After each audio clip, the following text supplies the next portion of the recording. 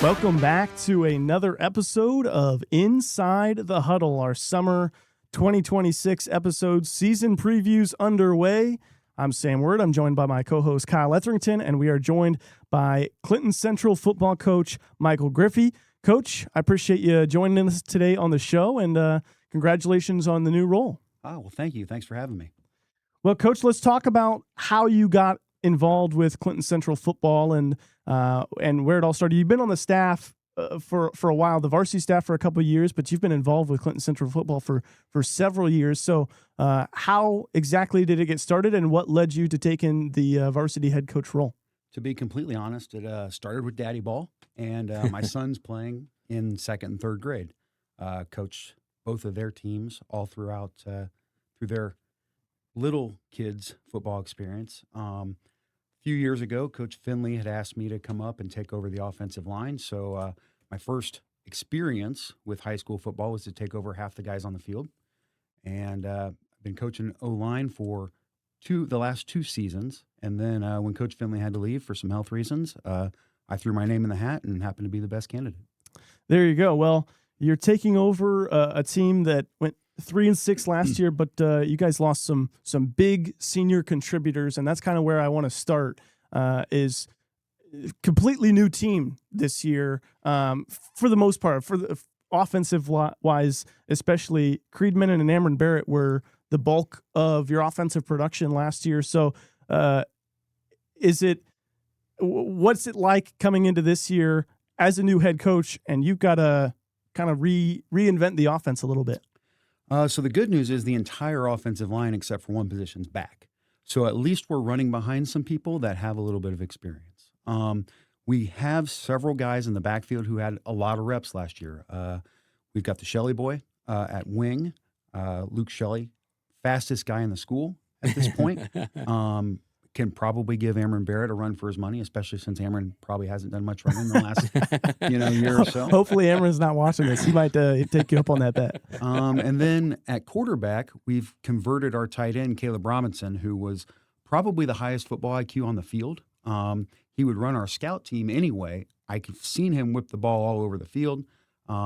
He was the kind of kid who would come off the field during a game and tell us what we should be running and what was open. And every time we reviewed in film, he was right. So I've got a lot of confidence in him. As soon as he gets some confidence in himself, I think we'll be just fine at quarterback. We're definitely going to miss Creed and Amron, but I'm excited about the guys we put back there. Talk a little bit about your offensive strategies. Are you going to kind of keep it simple, stupid in terms of offense, and continue to kind of just run the football down people's throats, or are you going to add in some wrinkles? And obviously Clinton Central has historically been very run heavy, and Creed and Amron last year did that really well. What is your strategy, and where do you see Clinton Central's offense going this year? So for the past 4 years, we've put this new offense in. It's single wing. It's old school football. It's the kind of stuff you see from the old black and white 1929 football films. So we've kind of been learning the language and learning how to run that offense for a while. It's looked pretty generic, pretty vanilla fudge, I would say, for at least the last 2 years. I think our kids are ready to start to speak a grown-up language. And what I mean by that is we will see a lot more shifts, a lot more motions. I'm more comfortable with the arm back in the backfield in Caleb Robinson throwing the ball. I'm also way more comfortable with him standing behind an offensive line that has a year under its belt. So I guarantee we will throw the ball more, and I think you will see that, football is football, right? You're going to run power, counter, trap, and sweep. Everybody runs those things. It's how you get to them that changes, and you will see us getting to that 18 different ways to Sunday. There you go. Power, counter, trap, and sweep. That's all you need to know, right? Maybe duo. maybe a little bit of that. Well, let's talk about last season a little bit more. You started 2-0, and you averaged over 45 points per game, and a little bit of that had to do with the two opponents that you started the season with, in Frankfurt and Faith Christian. But you start with those two, and then you really struggle in the middle part of that season. You lose 5 games in a row, and it seems like the offense just can't get anything going. And you played a lot of tough competition, especially in the Hoosier Heartland conferences. You're going to play a lot of tough competition all year.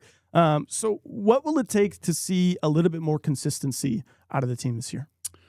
Well, we've got a lot of boys who had trouble with confidence. Just to be completely honest, we've started a lot of freshmen, a lot of sophomores.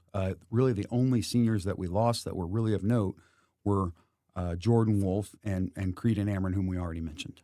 So with those boys getting another year of confidence under their belt, knowing that just because maybe you get punched in the mouth, the game's not over, I think that goes a long way. On top of that, our offense will be way less static. With all the shifts and motions that we've decided to put in, I think you'll see kids getting more opportunities just because the defense can't play static football against us. Kyle? Well, Coach, thank you for joining us first, Coach, in our brand new podcast studio as well. So you're making history already. One thing that you said to one of Sam's questions that I kind of want to follow up on is you talked about film and how your quarterback, whenever you would watch film, he was always right. Now, I remember when I watched film for any type of sporting activity when I was in school, and I was never told that I was right. Now, granted, I was probably wrong and everything, but kind of talk about how that has changed a little bit to where it's more of a collaboration as opposed to the sage on the stage for coaching. Right. I think you give kids a little bit of opportunity to be in control and to make some calls and to kind of guide the way their team runs. The buy-in's 100% more. And when you can get kids to buy into what they're doing, a 70% solution with 100% buy-in executes way better than a 100% solution with a 50% buy-in, right? When the boys, and we've had several scrimmages so far this summer, the boys still catch film after every scrimmage. They'll come over to my house. My sons are on the team, so we've got a nice film room set up in the basement. And they'll be down there. We might have to come over for that. For sure, open Top invite. Gun or something like that. But they'll be down there on their own. I don't go down and bother them. The film from last game is kind of theirs on that Saturday or whenever they're watching it. But they will go down and pick themselves apart at this point. So it's a completely different mindset where I'm maybe standing in the front of the room and telling people how they screwed up or telling people where the spacing was wrong, or whatever the issue is.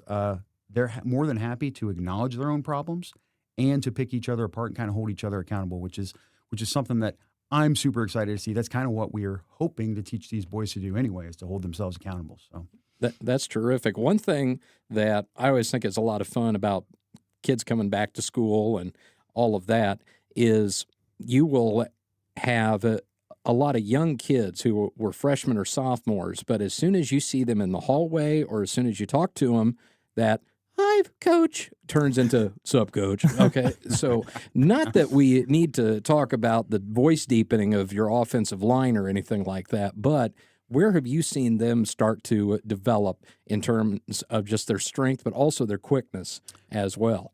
For sure. Coach Burlingame and I actually have run the weight room all summer long, which is to have an athletic director. I know he's also the basketball coach, but to have an athletic director who's willing to come in and run things for 3 hours a day, 3 days a week, has just been incredible. And along those lines, some kids that we maybe didn't usually see in the past have not missed a day. Now, I'd like to mention one kid in particular, not that he hasn't shown up in the past, but Braylon Kreider has become a man this summer. And I don't think he's done growing. He's still the guy that, doesn't have a ton of hair on his legs kind of kid. So, I was gonna go. I was thinking about going there, but I was going to let you say that, Coach. So. Right. We've seen some incredible things on film from him. Not only is he a smart player because he's had to be, because he's been undersized, he's had to have all those tricks in his back pocket of doing things right. We've seen some amazing pancake blocks. He'll pull and kick out like he's a starting senior, and he's only going to be a junior this year. So it's been fun watching him. We've also had Caleb Griffy, my son, has moved into Amron's spot in the backfield, significantly faster over the summer, especially the first 10 steps, right? It's hard to match top-end Amron Barrett's speed, but if you can match those first 10 steps and get to the line or through the line, you can make some cool things happen. And I think he's going to step into that role real well. Luke Shelley continues to get faster. Oh, my gosh. He scared me last year. He started the season, or started the summer rather, just being able to touch the rim. And his personal goal was to, I want to be able to dunk. Well, now he can touch the rim with his wrist.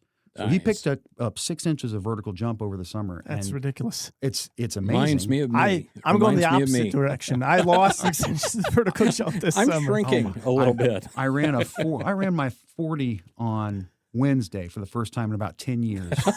And it started with a 6, and that's about all we're going to say about that.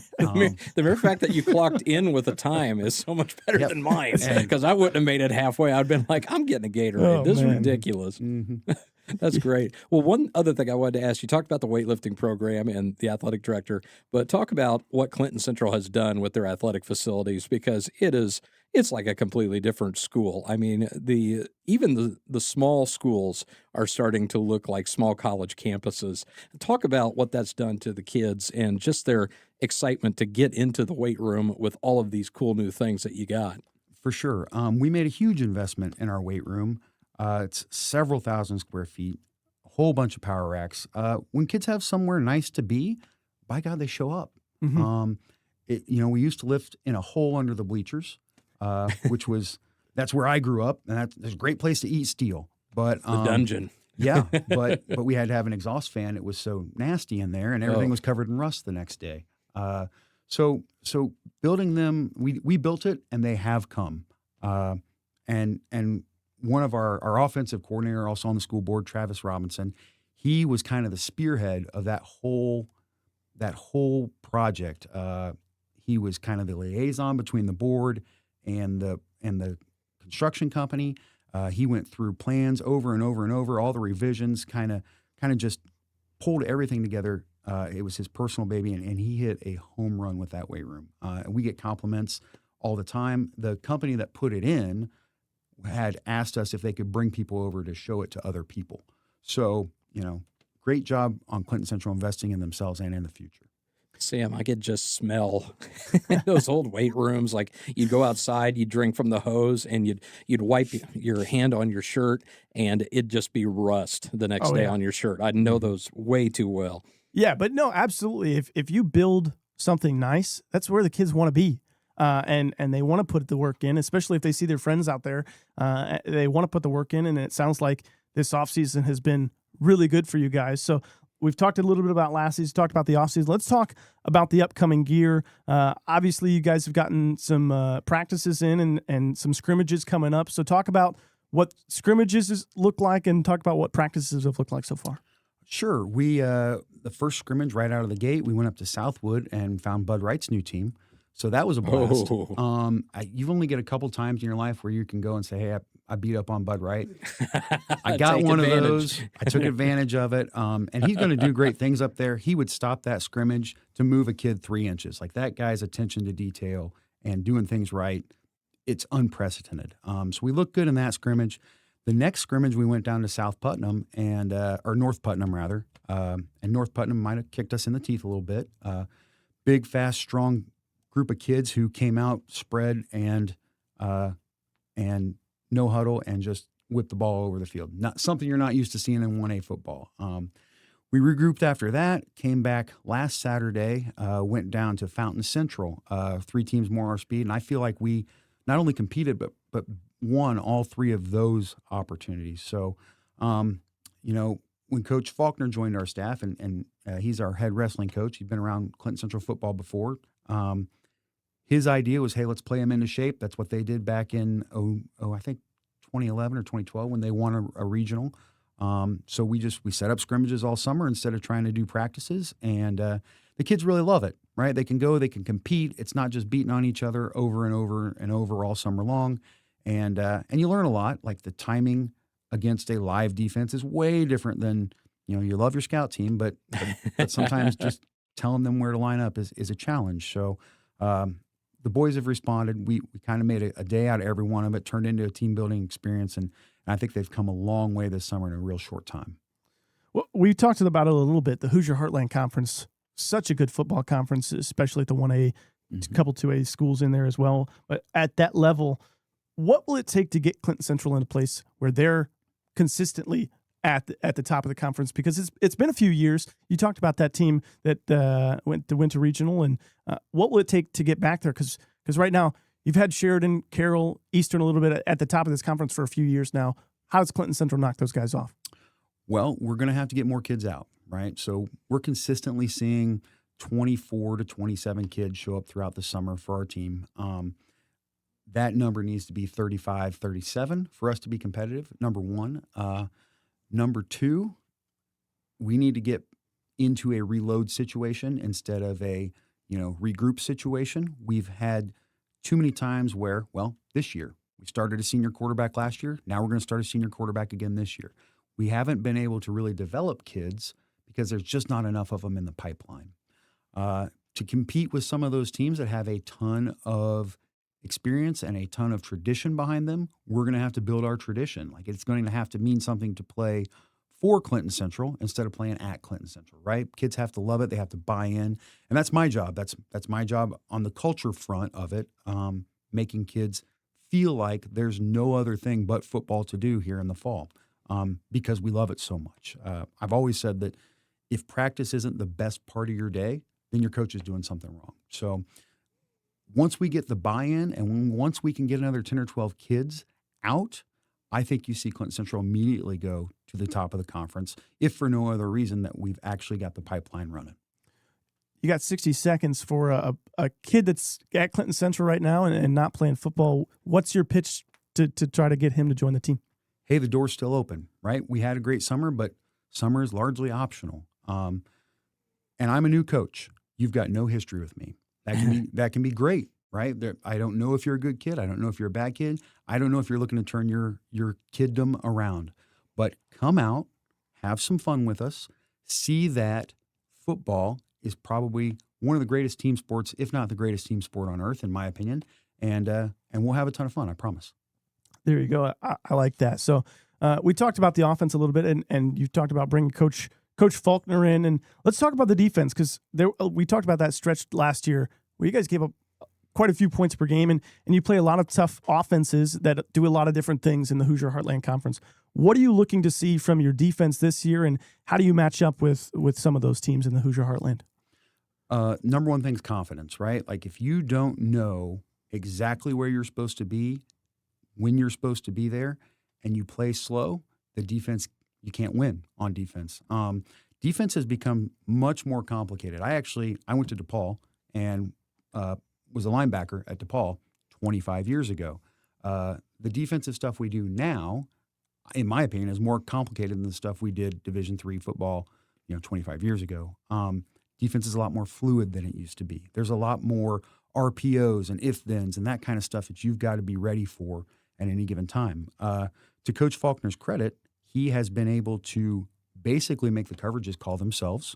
A lot of it's student coach on the field, player coach rather, as opposed to him making a ton of calls and a ton of corrections.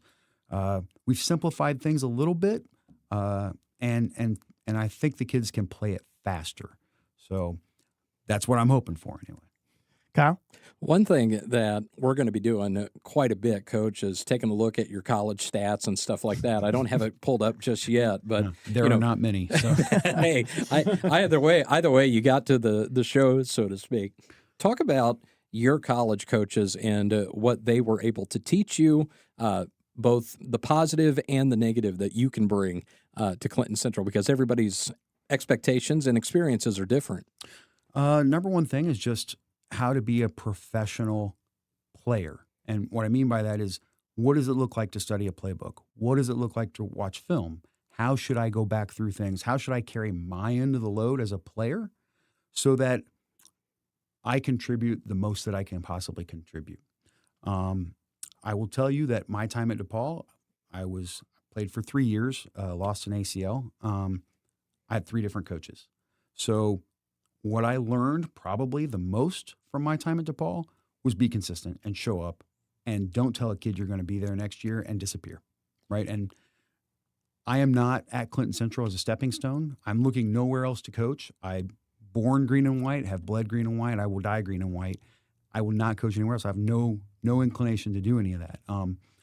I will be consistent, and that's kind of what I learned how not to do at college. A lot of those guys are in and out. They're looking for the next job. They're looking to go to the next level. That's not me. I'm looking to make Clinton Central what Clinton Central was the way I remember it. Kind of talk about the improvements in medical and health, because you talked about the ACL, not to bring that up too much or anything, but I vividly remember 25 years ago, if you got an ACL injury, you were done. I mean, that was just a simple fact. Now you've got kids that they look even better after they've rehabbed it and everything like that. So kind of talk about the improvements that have been made just from your perspective in keeping players healthy, but also how we can keep those recovery times as low as possible, but while still keeping them safe on the field. Mm-hmm. We've got a new trainer this year, Isaac Hook, probably my favorite trainer ever, including all the ones I had all through college. Super professional. He will make sure that kids are actually hurt. You mean the kids hang out in the training room? There are times when kids leave the field for the difference between a hurt and injury. Mm-hmm. But he also does a great job getting kids back on the field. The stuff that they're willing and able to do, even with just on-site rehab, that years ago, trainer, maybe they tape your ankle. Now he develops protocols. He tracks all their progress. He can put together a whole list of things that they have to be able to do to get back on the field, and he charts those, and I don't have to deal with it at all. So kid gets banged up a little bit. He goes off and sees Isaac. He comes back just as good or better than when he left. It's a home run. And there's been, I think, half the problem in high school football is people are worried about their kids getting hurt, right? So knowing that we've got that level of professionalism, even at a small 1A school like Clinton Central, it's a home run for our school and for my program. Yeah, a lot's been written about concussions as well. Kind of talk about the steps that you have taken, but also how you've kind of evolved on that, because as you said, a concussion 25 years ago, a concussion 25 months ago was completely different in how it was handled. And that was just medical technology at the time. Yeah. Well, there was a time when I've walked back to the wrong huddle. And as long as I did that without getting hit. So, as long as your excuse was good enough, you could get away with it. Concussions are rough, right? Because we know that your entire future depends on your brain still functioning. That having been said, it's difficult. There's all kinds of protocol. There's that you have to go through. I understand it. That's kind of probably, I'm an old school guy. I want to bang heads, but I've also got two sons on the team. I want them to stay healthy. I want them to, pay for my retirement. So at the end of the day, what we've done with football is we've improved the way we tackle. Tackling is completely different, taught completely different than it used to be. And I've got to take a ton of continuing education classes on how that works, and my entire staff as well. So we've tried to get the head out of contact as much as we can. We do a good job strength training around that area to keep the shoulders and neck strong, so you're not getting the whiplash that you get when you're a weak player. And then at the end of the day, we've just got an athletic director, or an athletic trainer rather, who's paying attention, who's always watching kids, who's making sure. A lot of times kids will kind of hide in the back, especially if their bell's been rung a little bit, until it clears up. That's not a thing anymore. It's just not a thing. Does it hurt sometimes when you get a good kid that's not on the field? Absolutely. But at the end of the day, I want him on the field of life, not on the field of football. And one thing, Sam, just not talking just high school, but you talk about the pros, a lot of those introductory spots that they would play on the NFL today, a lot of those highlight hits, I don't think those are even legal anymore. Like, you take a look at some of the hits from the 70s and 80s, you can't do any of that stuff anymore. So I totally get it. The video that at least my generation all used to watch is Here Comes the Boom, and it's just the hardest NFL hits of all time. Every single one of them is a flag nowadays, Exactly. or is illegal. But if we can make the game a little bit safer, we can get a few more kids out, and we can keep those guys on the field. That's the name of the game. Amen, for sure. Let's talk about the schedule a little bit. You guys start on the road against a Clinton County rival in Frankfort. Then you go get your home opener against Faith Christian. Then on the road at Clinton Prairie. That's kind of your first chunk of the season. And you get two Clinton County rivals in that game. You get a team that you beat up on last year in Faith Christian, and you'd love to do the same thing this year. When you look at the schedule, how do you map it out in your mind? Obviously, one game at a time is kind of the mantra that we hear from every coach. But what do you look at when you see the schedule? So Faith Christian's coming along just like any other Christian school does, right? Eventually, they're going to be able to cherry pick the entire Lafayette area. So maybe we get them off the schedule sooner than later. Breaking news. I love it. I don't know if you followed Frankfurt at all. Their social media, they seem to be trying to do things right over there. And I've been impressed with everything I've seen out of them. There probably comes a point in time when it doesn't make sense for a 1A school to be playing a 4A school. I hate to say that, but it's a no-win situation for them because they're supposed to beat us, and when they don't, it doesn't work. And then when everything they're doing comes to fruition, I'm going to be taking a 1A school to go play a 4A school, so that's going to be rough. That having been said, I think our kids want to beat Frankfurt more than anybody else, to tell you the truth. I like beating Prairie. That hasn't happened in a while. That's something we need to get back to. But to be honest, the one school I really want is Sheridan. I've been around for so long, and I talk to Bud right now once in a while. We scrimmaged. Great guy. Let's go. But there is nothing that gets in my craw more than Sheridan High School, and I can't really explain why, but that's the one I want. Carroll's always really competitive. They're probably one of the better schools in 1A perennially, and they happen to be in our sectional this year. Sectional's realigned. We got an interesting sectional now. But if we can compete with Sheridan and Carroll, and we can beat Prairie, to me that's a huge step in the right direction and probably the right springboard for my era as Clinton Central's coach. Talk about that new sectional alignments have kind of changed sectionals really in this area for a lot of teams. So talk about the new sectional alignment and what that means for you guys.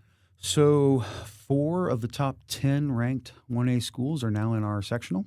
That would be Madison Grant, whom we are going to scrimmage here in a couple weeks. Sheridan, us, and Pioneer, and Carroll. I don't know how Sheridan and Pioneer end up in the same sectional unless somebody's nephew is on a team that didn't want to play either of those kids. But yeah, it's going to be a meat grinder for sure. I'm hoping all those guys end up on one side of it and we end up on the other. But yeah, we're going north now instead of going south. I think maybe some new schools in the Indianapolis area pushed us out of the southern region. So, but if you want to win anything worth winning, you got to beat all those people anyway. So I look forward to that challenge. It's going to be a good one. Coach, we appreciate you coming on. We look forward to covering that game at Frankfurt. We'll be out at the Clinton Prairie game. We'll be at your game against Carroll, and we'll be at your game against Tri-Central. So we're looking to cover a lot of Clinton Central football this year. Awesome. Well, I'll try not to disappoint. And we appreciate it. There we go. So plenty of action coming at Clinton Central this year. This has been head coach Mike Griffy, the first-year head coach for Clinton Central. We appreciate you coming on, and we'll have plenty more conversations with you throughout the year on Inside the Huddle. Awesome. Thanks, fellas. That'll do it for this edition of Inside the Huddle. For Kyle Etherington, I'm Sam Wirt, saying so long, everybody.